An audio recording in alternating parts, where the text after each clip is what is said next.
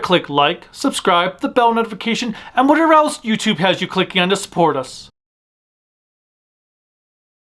What's up, everyone? I'm the Kaiju no Kami from the Toku and Animation News Network here at Mighty Morphin 2024 with Michael Sorich, also known as Squatt.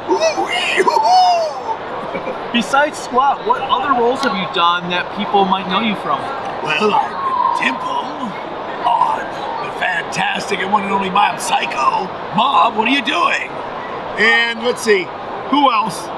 A lot of monsters on Power Rangers. Maybe you know some of these guys here, the Terrible Toad, Terror Toad, the Krabby Cabby. We got all kinds of Fang, the Pumpkin Rapper, and of course on Naruto, we've done all these guys. I am the Chief Toad. So there you go. That's it. There's a lot more. Oh, wait. And the newest one, of course, Rainbow Joe. Domain expansion. You're always a burst of energy. It's always fun when we get to meet you at a convention or see you online because you have like this energy that you're very happy and try to put positivity on everything. That is it. That's it. I'm so happy to meet any and all of the fans. Everyone is so kind. I'm so grateful that it's a wonderful dance that we get to do together. And I'll tell you, I am so grateful to be a part of that dance and to be invited to these things. It's a great time to meet people and see how, in a way you never even know, about how you affect some people's lives. And it's really cool. And I really appreciate all the fans. Now, and you too. And your lovely... It's your wife. I wasn't sure if she's your wife or not. I know there's a business trip. I don't know what's going on here. Oh, wow. Now, when Power Rangers first started, were you aware that it was a Japanese series? Now, here's how that went. This is an interesting thing. When Power Rangers first started, I was in the room with Clive Mizumoto, who I believe was the head of production, and also with Hayao. And we were in a little small, in a studio room, and they showed us the visuals of it. And there were also visuals that they ended up using in VR Troopers. But they showed us the monsters going through a city and stuff. And some people were kind of confused by it, you know? And I remember saying to Tony Oliver, I said, Tony, this is going to be a huge hit. And everybody was like, what do you mean? Why? And it was because, see, I remember growing up with my favorite guy. Here he is. Godzilla. No, yeah, Godzilla. Godzilla, right? So I remember what a paradigm shift it was in my mind to think of a monster that was big enough to destroy buildings. And it blew my mind out at 8 years old. And the thing is, this generation had never experienced that. So I said, when these kids see a monster destroying a city, their minds are gonna flip. And then on top of it, adding the martial arts was brilliant, you know? Obviously, Die Rangers, they did that in the original series. But I knew it was gonna be a big hit right from the word go. I knew we added all our voices and our talent to it, that it was gonna be great. Well, I know myself, because I was 11 at the time, my dad would borrow toy magazines from a coworker for me to look at. And I'm flipping through and I see this page of Power Rangers coming this fall and show some toys, and they call Godar Fly Guy in there. And I'm like, reading a Japanese show coming to America, that blah da da da da, and in October a Dragon Zord and Six Ranger will appear. I'm like, this sounds so cool. It sounds like a Godzilla movie. Right. And 3 days later, I saw the first commercial on Fox. I'm like, so I'm gonna be a fan of this forever. And it kicked Transformers out of my #1 spot for many years. That was it. Until Beast Wars came out like 7 years later. Oh yeah, that's so funny. And a part of that original footage was showing what eventually became Grimlord in VR Troopers. And they did a pilot with it, and they called it Metalhead. And I remember the pilot was part metal, part head, Metalhead. But it didn't sell. So they saved that footage, and later on they made VR Troopers, which I was a part of. I was on camera as Woody Stalker, who was the editor of the Daily Voice. And we got to work with Sarah Brown, Michael Bacon, Brad Hawkins, also wonderful Aaron as Percy. I mean, fantastic people. It was such a great cast. We had such a ball. And Jed the dog, voiced by Kerrigan Mahan. Don't tell him that I told you that, please. I don't get in trouble here. So, when moving on from just voice acting, you do ADR, correct? I do. What? Automated dialogue replacement. That's what ADR stands for. Have you, what challenges do you find from doing ADR to just dubbing? Well, they're both actually the same thing. The challenge always is, first of all, are you going to do it with the original language's sensibilities?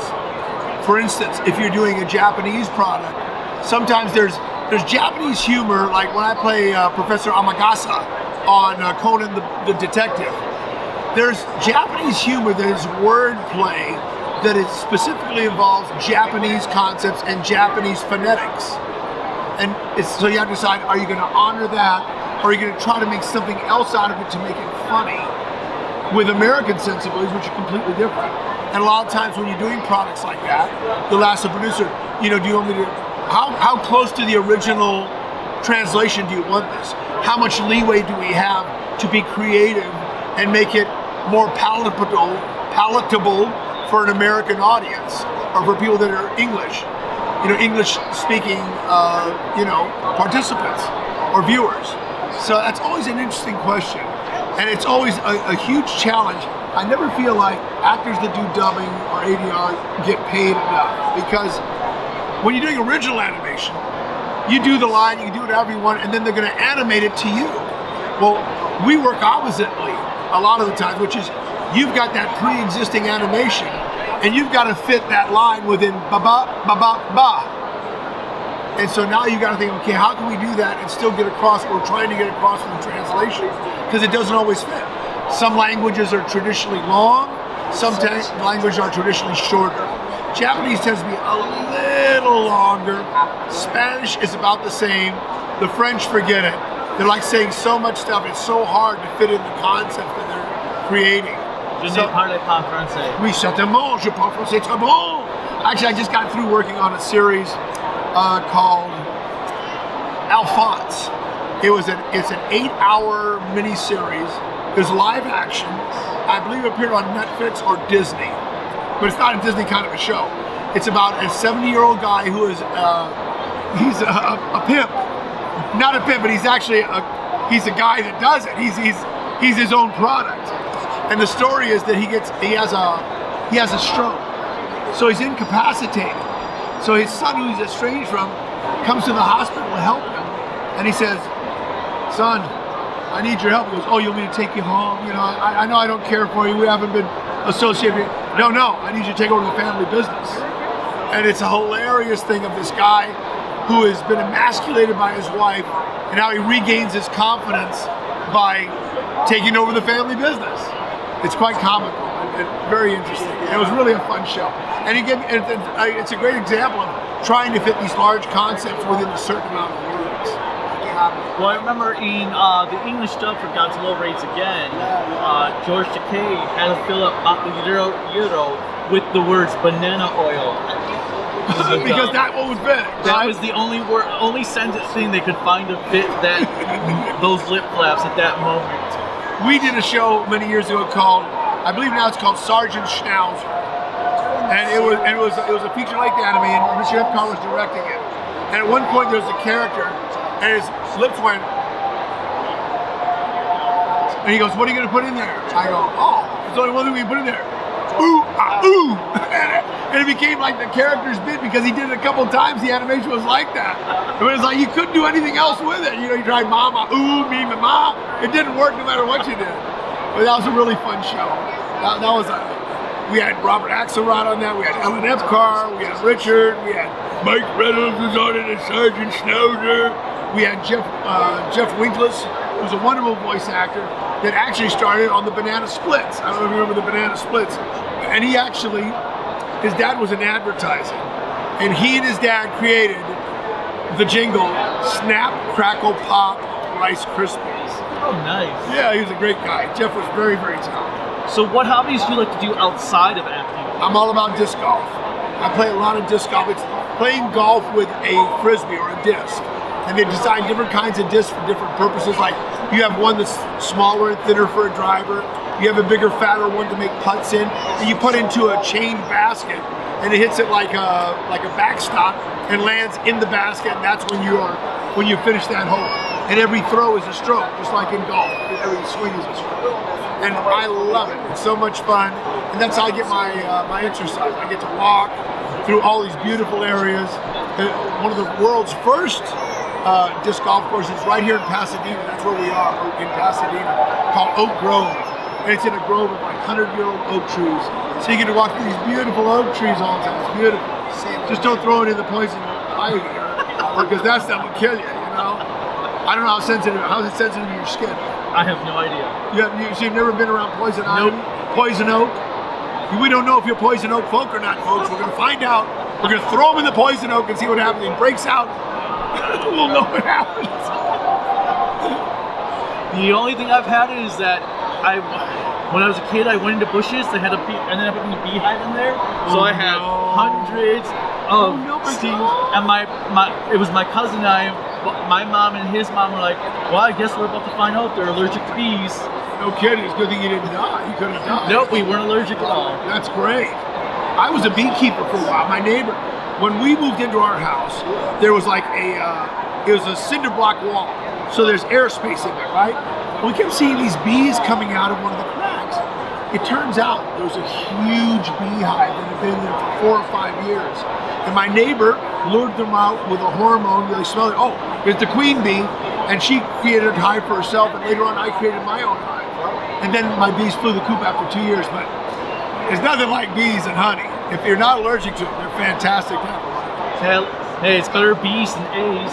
I would say so. And if the bees bite you on the A, then you could have trouble. You could really have AB positive. It could be bad. I mean, it's a blood type, but you never know. If you had a song to describe yourself, what would it be? Oh, it would have to be happy. It would have to be Farrell's song "Happy" for sure. Because I'm just so happy. I'm very blessed. I'm a cancer survivor. About 6.5 years ago, I had prostate cancer. And it didn't look very good for me. And I was lucky enough, this is kind of a very funny story, because it worked out great. I did a lot of research. You know, you have to be your own advocate when it comes to your health. And if you can't know as much about your genetic background as possible. You know, if your parents had diabetes, there's probably a good chance you're going to have it unless you take steps to prevent that. And my dad had prostate cancer and died from it. And so I had prostate cancer as well. And when I found out about it, as much research as possible about it. And it's a cancer you can survive if you catch it early enough and if you do the proper things. So at that time, robotic prostatectomy, using a robot to actually go in there and take out your prostate, was a relatively new concept. So I looked up the guy. I said, who knows the most about this? And it was a gentleman whose name was Jim H.U., Doctor Who. And at the time, he had just been moved out from Memorial Hospital in Boston to be here at UCLA at Clark Urology. So they had moved him out, and he was the director of urology. So I cold called Doctor Who, and I said, would it be possible for you to do my surgery? And I said, well, I don't know, I actually talked to his office and said, well, he doesn't see new patients except for on Monday, the first of the week, the middle of the month. He's all booked up for next month. So, and when you have cancer, believe me, you're like, oh my God, I need to see somebody right now. We got to take care of this. Your sense of urgency when it involves your life is pretty important and pretty immediate. So she said, well, no, so you can't see him until June. This was like in early April. And so she said, but if I get I said, well, listen, if anybody cancels out, please give me a call. I gave her my number. Seriously, the next day she calls and goes, hey, I had someone cancel out for tomorrow morning at 8 a.m. Can you be here? And I said, I'm leaving my house now. I was not going to miss that appointment for anything. And I met with him. I learned a lot about the subject. So it was great because when you know a lot about the subject, you don't ask basic questions and you're getting an introductory version from the doctor. You know what you're talking about. You're asking more specific questions as to protocols, as to treatments. It's really important. You've got to be educated about yourself. Know thyself. The Greeks had it right. Anyway, so he said he would do my surgery, and he did, and it worked out great. So that's my story. So Doctor Who. We actually had a friend who went in to have his appendix removed. His doctor was Dr. We Kill. And we were like, Well, is it what killed? No, it's we killed. No, it's we killed. Oh my God. And then after that, I was worried about ED, erectile dysfunction, because when that happens, they cut the blood flow to your penis, and also they cut your bladder, just so you know. So you have to like rebuild your continence, you'll be able to hold your urine and your ability to, achieve an erection. So I said, can you recommend an ED doctor for me? And the doctor's name was Dr. Yao! Yao! So I went from who to Yao. It was hilarious. But everything worked out. I feel blessed. That's why I said I'm so happy. I feel like I'm here on borrowed time. And I'll tell you, it's like, live every minute like it really matters. Don't waste time. Really enjoy life and treat people the way you want to be treated. That's the big thing that I try to espouse and I try to live in my life. Because, it's like everyone wants to be treated with respect. Everyone wants to be honored for the people they are. Everybody wants to have their family be taken care of. They want security. They want to be able to have a job. They want to be proud of what they do. So try to push that forward with everyone, man. Everyone. Everyone deserves a chance. Everyone deserves to be respected. And that's what I love about the fans. They come and they respect us. I try to reflect it right back. And I love that you just want to give back everything that you've gone through to everybody else. Because you do have that, because sometimes there is that where people are like, oh, well, I'm better than everyone because I've gone through it. It's just like with my channel here, I've had a lot of people come up to me like, oh my God, I love your Sentai reviews and your Kamen Rider reviews, and you helped inspire my writing, and I try to interact with one of them. I was like, oh my God, I'm having dinner with Kaiju no Kami. I'm like, if it wasn't for you guys, I wait a would second, I haven't had dinner with you yet. Wait a second here. I can't even get a snack with this guy. Oh wait, sorry. I hope not doing free advertising, but Portos, ladies and gentlemen. Here, have a Portos cookie. You deserve it. Would you like one? Of course you would. They're Portos chocolate chip cookies. Okay, maybe I get free Portos now. I'm just guessing here. Anyway, don't get zits from that. There's a lot of chocolate in there. He's gonna choke now. See, this is the way I get to talk, because I knew he starts chewing. He's very polite. He's not gonna talk with his mouth full. No, that really is true. So many people respect what you do as well. And I thank you for, wanting to interact with me. It's great. And I know you do a lot of good work for all the anime people out there. People love this guy. Don't you guys love him? Of course you do. I'd kiss him, but I think it'd be too weird. No? Okay, I will. There you go. I just air kiss. Don't worry. I didn't get his face. Nothing happened. Here, turn on the light. No. Shriek! Just like Men in Black. We didn't see anything. It never happened. What social media links can you find you at? Instagram. That's about it. I don't really do much on it, but I need to start doing more. So hopefully I will, because I do enjoy meeting the fans, and I enjoy interacting with them, and I love hearing your stories, and I appreciate all your support and love. Well, thank you so much for your time. Until next time, bye. Bye.